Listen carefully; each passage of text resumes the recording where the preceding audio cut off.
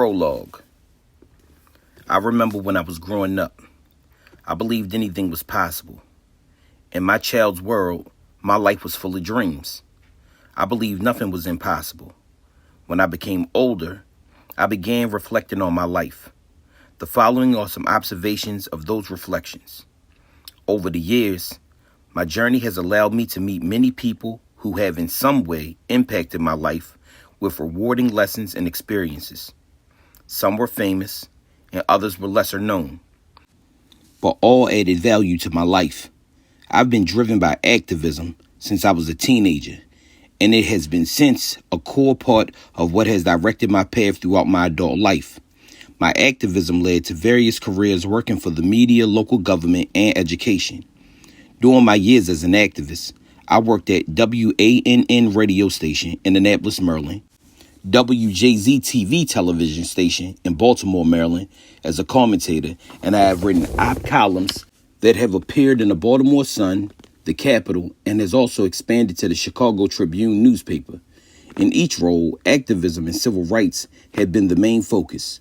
Both as an activist and an opinion writer, I was fortunate enough to have the opportunity to interview famous people and to hear their views on life as African Americans and share my thoughts. I've met notable writers, poets, activists, and television talk show hosts, such as Oprah Winfrey, James Baldwin, Rosa Parks, Alex Haley, Coretta Scott King, Maya Angelou, Eldridge Cleaver, John Lewis, and Nikki Giovanni, just to name a few. As a host moderator at WANN radio station, I had interviewed people of various ideologies and religious views, including Minister Louis Farrakhan, Reverend Jesse Jackson, Dick Gregory, Stokely Carmichael, Kwame Ture, Congresswoman Maxine Waters, Congresswoman Barbara Jordan, Congressman Perrin J. Mitchell, and others. What I realized is that they all had a common denominator. They were all activists, and like me, had propensity for social justice causes. Each one, in his/her own way, instilled within me the strength to move forward toward fighting for justice. I had discovered that the path toward justice is long, meandering, and often difficult. But as someone who would remind me there is a light of justice which shines at the end of the tunnel, my experiences have shown me a lot over more than 50 years of activism. I've had the dubious distinction of suing the Federal Bureau of Investigation and winning the federal lawsuit against the FBI for surveilling me from the ages 15 to 24 years old. The Federal Bureau of Investigation had an illicit surveillance program known as COINTELPRO. In the counterintelligence program, it was a program that spied on people ranging from Malcolm X to Dr. Martin Luther King Jr.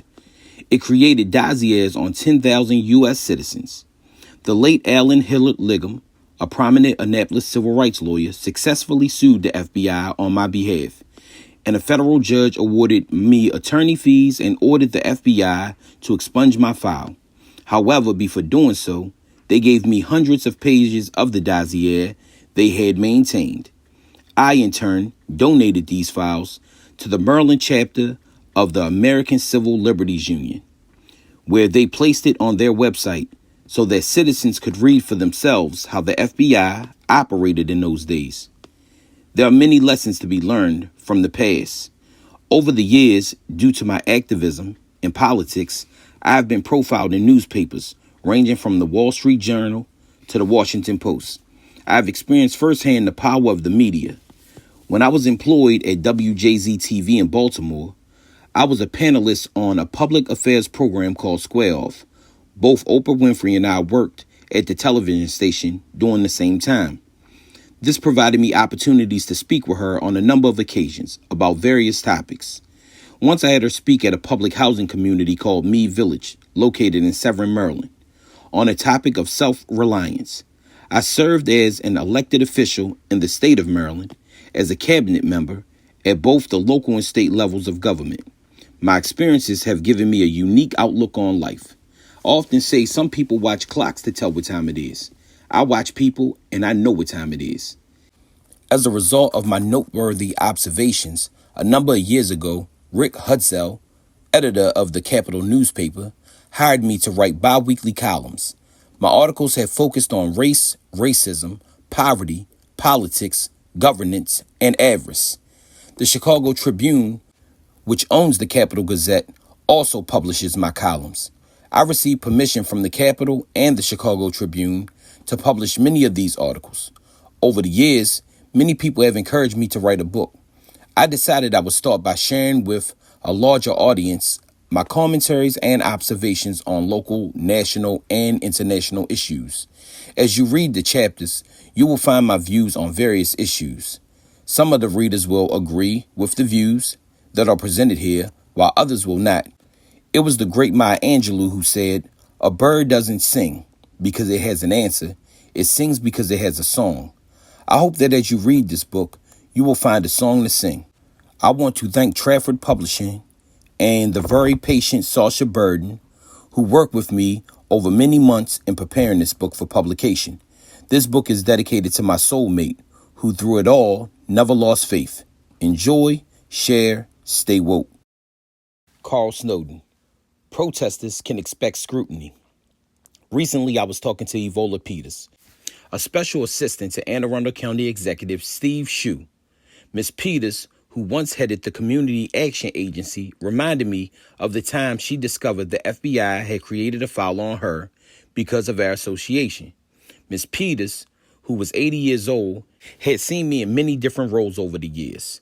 At that time, I was the president of the board of directors of the Community Action Agency. When she was its executive director, she wondered aloud how I had survived over the years as an outspoken critic of the status quo. I have had more than my fair share of criticism and threats, and I have seen and felt the force of powerful people who over the years have sought to silence me for being outspoken. The truth is that years ago, I lost the fear of death. My public career started at the age of 15. I was deeply influenced by the civil rights movement and the assassinations of President John F. Kennedy, Malcolm X, Martin Luther King Jr., and Senator Robert F. Kennedy. I knew at an early age that there are consequences for holding views contrary to the mainstream. I grew up in an era of challenge, change, and uncertainty. When many of my peers were going to parties and dances, I was organizing demonstrations. Few people can imagine what it was like to have the FBI surveil you from the ages 15 to 24. Ms. Peters discovered that because of her association with me, the FBI had created a file on her as well. At that time, I worked for her in the agency's youth development program. When I was a student at the Key School, the FBI interviewed my teachers, parents, friends, and associates, concluding that I was a Negro who did not show a propensity for violence. Thanks to a brilliant lawyer, Alan H. Liggum, who successfully sued the FBI on my behalf in 1977, I was able to win both a monetary settlement as well as access to my FBI files. The late federal district court judge, Frank Kaufman, found that the actions of the government were unconstitutional and that I was a victim of government overreach because of my civic activism. He ordered the FBI to destroy my files and pay my attorney fees. I was given copies of my FBI files, which I made public and donated to the American Civil Liberties Union of Maryland, which were uploaded on their website. I wanted to make sure people had an opportunity to see how their tax dollars had been spent and what happens when the government begins harassing people for their political views. Anyone interested can call the ACLU at 410-889-8550.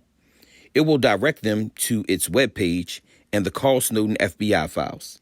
Years later, Republican Anne Arundel County Executive John R. Leopold had the county police create dossiers on me and his other political opponents.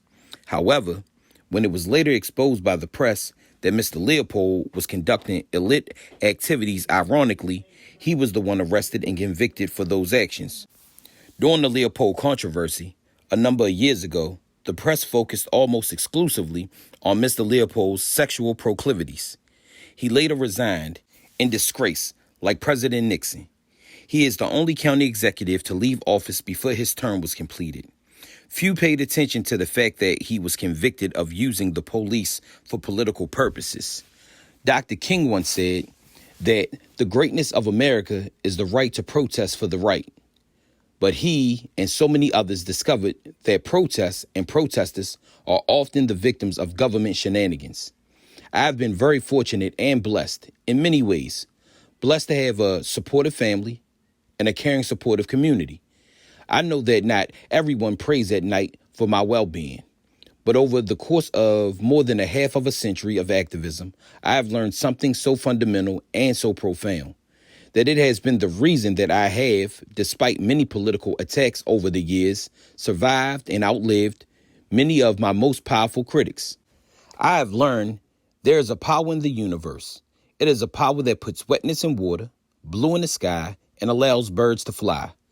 It is the power that, even today, allows me without fear or equivocation to say, a luta continua, which in Portuguese means that the struggle continues.